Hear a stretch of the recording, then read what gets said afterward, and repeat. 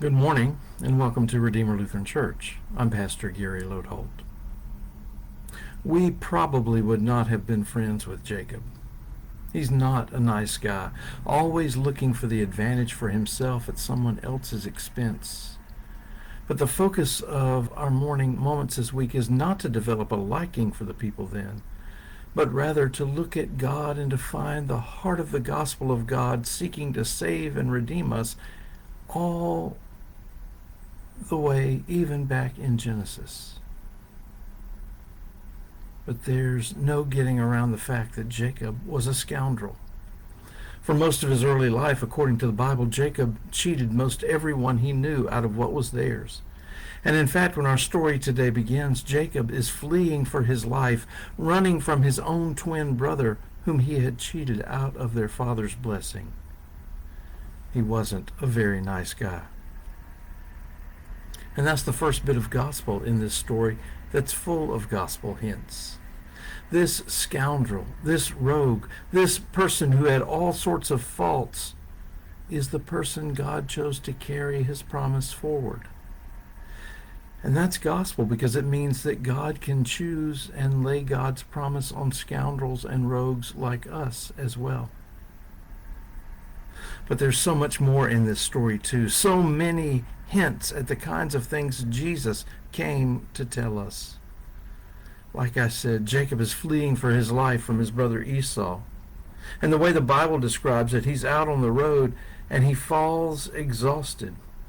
He doesn't even have the strength left to build a camp. He just lies down on the ground and uses a rock for a pillow. You might say he's made his bed hard, and now he's got to lie in it. But that's when he has a dream. And this man who has tried to control everything he could finds what we all know. You can't control a dream. And this dream is under God's control, under God's initiative. There, as he flees, God has come to Jacob. And the good news is that even though he's a fugitive, God has not forsaken him. Just like God never forsakes us, no matter what messes we get ourselves into. In his dream, Jacob sees a ladder, perhaps something like a ziggurat, and the angels of God are moving up and down that ladder, going out into the world to do the work of God. And oh, the promise that such a vision holds for us. It means that the earth is not left to its own resources. Heaven is not a remote, self-contained world of heavenly beings. No, heaven has much to do with earth. God is at work all around us, and those of us here can count on that. Jacob had thought that he traveled alone, with survival as his only purpose. But now he discovers that the world is a place of possibility, and that he's not cut off from the sustaining presence of God, no matter what he's done. And once more, that's good news for us scoundrels too. Like us, Jacob's world was one of fear and loneliness and guilt. But Jesus brings us God's forgiveness and love and grace, and suddenly life is full of new possibility. There's more. It's not an angel who speaks to Jacob in this dream, but God himself. And God is not up at the top of the ladder looking down. No, he's right there beside Jacob. God enters our world and is at work here, just like he was with Jesus. And in this dream, God commits himself to Jacob, this empty-handed fugitive.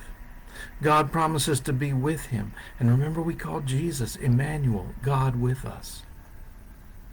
And God promises to watch over and protect him as well.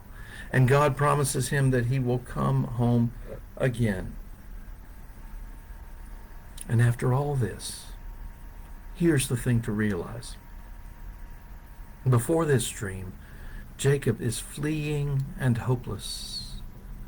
But after his encounter with God, he has promise, he has hope, and a future.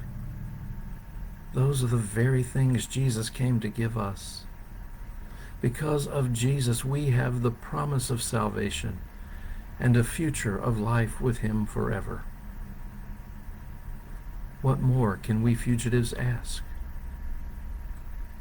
Thanks for watching, and remember to let this day belong to God.